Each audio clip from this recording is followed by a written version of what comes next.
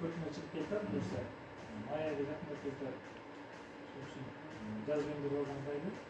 Sen buraya kadar kaydı bu işte. Bu için cazlı kutu gibi. Dediğim hata cazlı kutu gibi.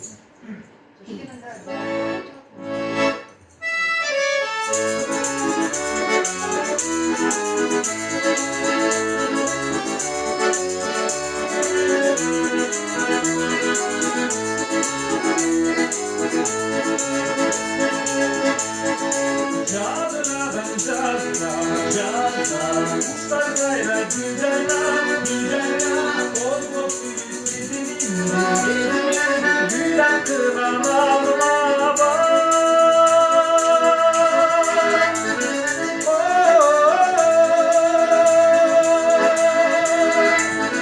Cazla nasıl yürek, cazla suyun gençliği, cazlı gelesin gidelim, gelip içine git. Cazla suyun gençliği, cazlı gelesin gidelim, gelip içine git.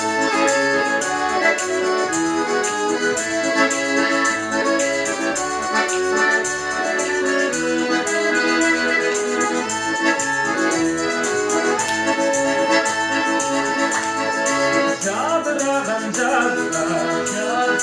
bir dön seni sabırla.